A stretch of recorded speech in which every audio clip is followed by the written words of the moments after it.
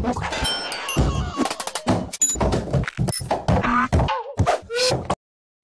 guys! Welcome back to Creative Clay channel, and for today we are going to make tinolang manok. Very traditional Filipino cooking here in Hong Kong. Nag-prepare na ako ng mga ingredients, pero teka lang, hindi ko pa nahihiwa yung kailangan nating manok and some special na ilalagay natin dun sa ating cooking or sa ating meal. So teka lang, kukunin ko. Ayan! Ang ating manok! Oh ha! Fresh from the shop. Isa siyang Danish. Ay! Ano ba yan? Tumulo. Danish. Alam ko baka makikita nyo. Pero Danish.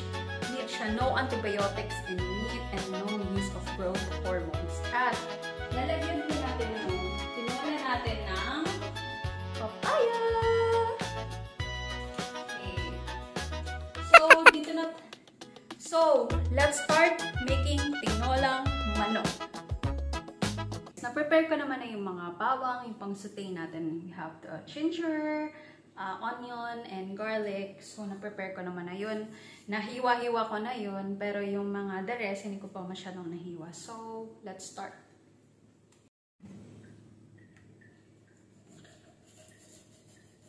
Natin na mahiwa-hiwa itong manok. Ito naman. Atin ang balatan ang papaya. So, after we slice all the chicken, let's also peel the papaya.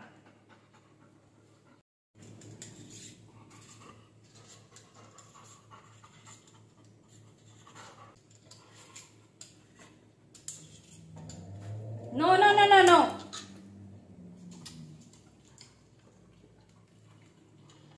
Pakulaan muna natin itong chicken. Ayan. Lagay natin dito. Para makita natin. Ayun. Okay. Lagay natin isa-isa.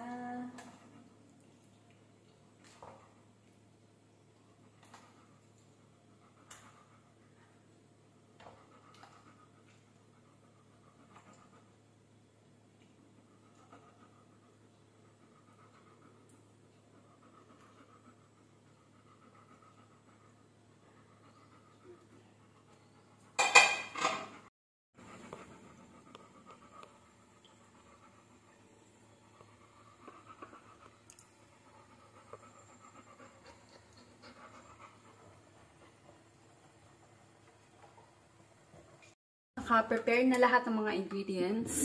We need avocado oil. This is best for cooking and baking. So, try it, guys. And then, ayan. Natapos na nating pakuluan ng manok. Okay. So, now, let's saute our ingredients.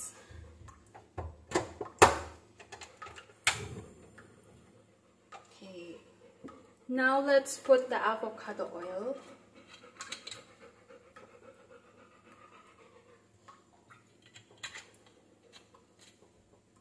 And then,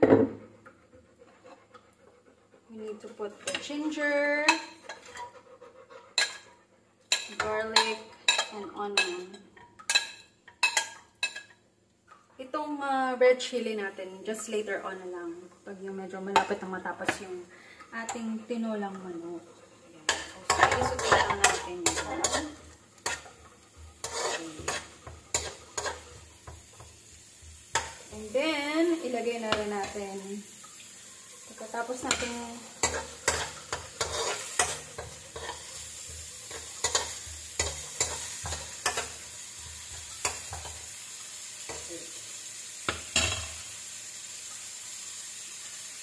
so we put now the chicken.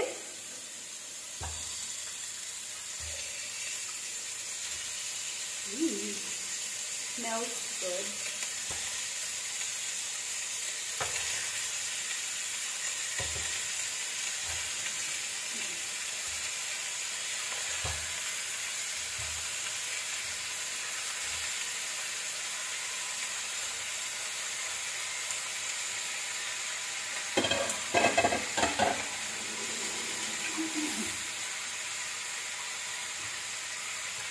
fry lang natin yan.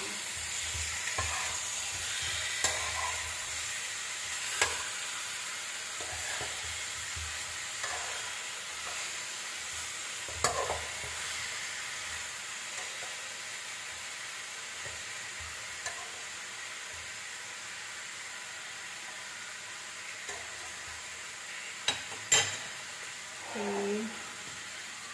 Takpan para mas ma-toast na lang siya.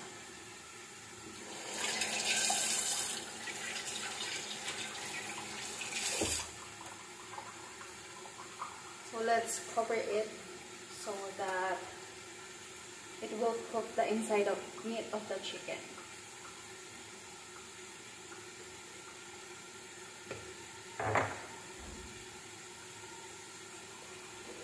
And then let's drink water.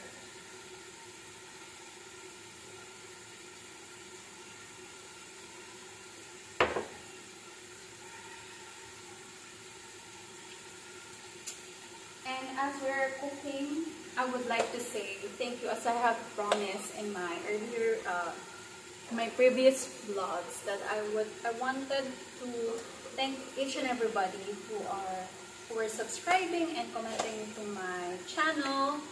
First is Madam Gian Wences, thank you.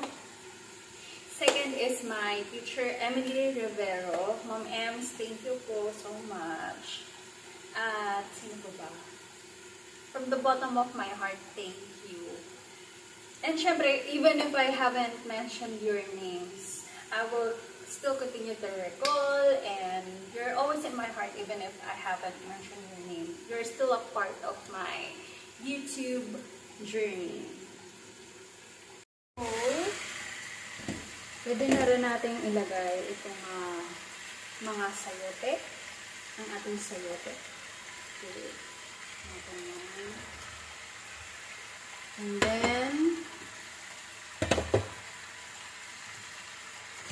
lagyan natin ng tubig.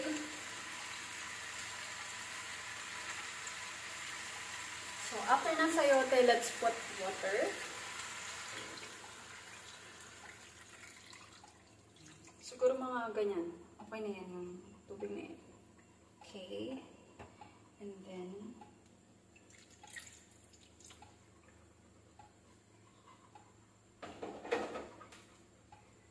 others don't want their tinola to have more water, but me, I prefer to put a little bit of water, just half of the pan, because we love soup.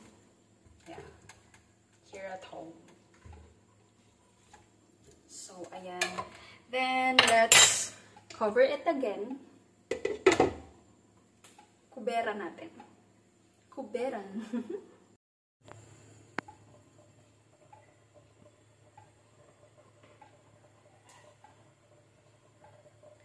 So, after niya mag-boil, yan, uncover it, and then we put all of our malunggay. Malunggay, 2 tangkay, 25 Hong Kong dollars po, madam.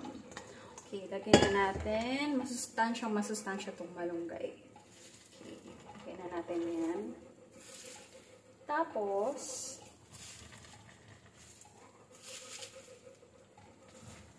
lagyan na natin ang ating mga malunggay.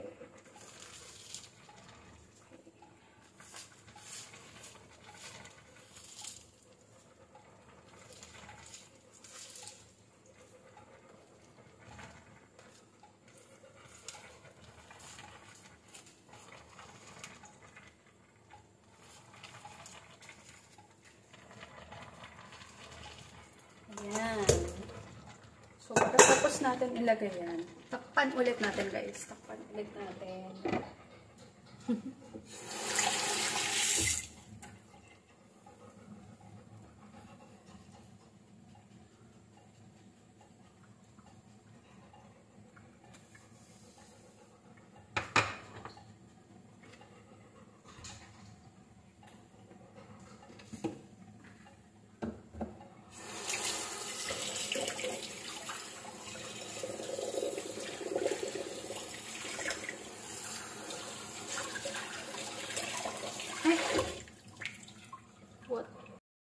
guys, kapag medyo malapit na siyang maluto, ilagay na natin ang isang red chili, pampaanghang, to make it spicy a bit.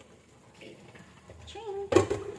And then, dahil we don't put patties, just a little bit of soy sauce. Okay. And then, we put some pepper.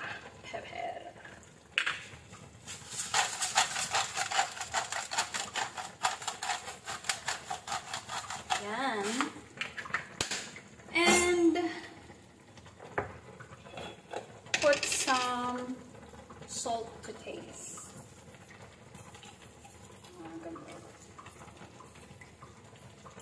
Okay.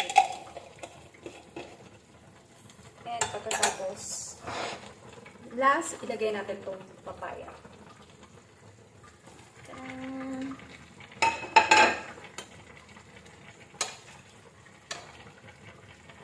Lagyan natin ang papaya para medyo tumamis-tamis yung tinola natin. And let's cover it once more.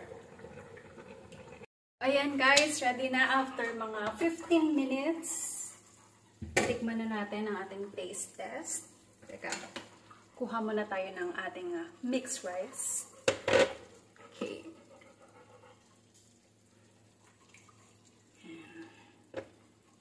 So, masarap to sa kanin. Ayan. Okay. And then, we get some chicken. Diba? Tsaka sayote. Favorite ko yung sayote. And yung chicken na rin, syempre. Kung malambot ba siya or something. Ayan. Gusto ko pa ng maraming malunggay. Ayan.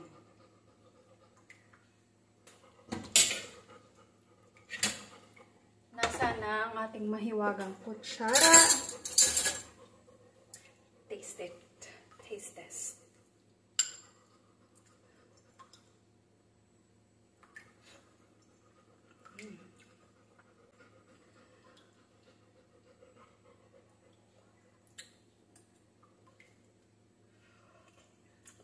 Sobrang init. Sarap.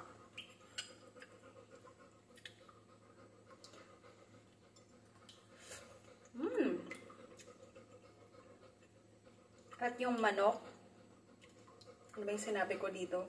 Danish na manok, taga. Ito sa mga kuha.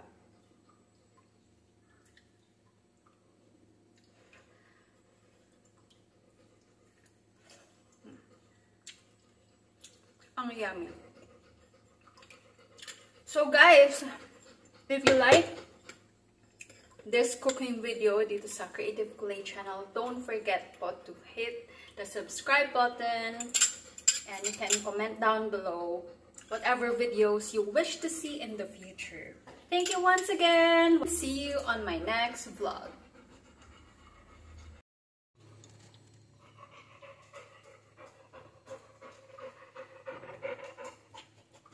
I love yung taste guys kapag naghahalo yung papaya tsaka yung doon sa mismong soup when it mixed together. There's a salty and sweet taste coming over from sa tinola and it's so delicious. Siyempre yung taste ng malunggay kapag sama-sama na with the chicken, papaya, and sayote. Sobrang yummy and very healthy.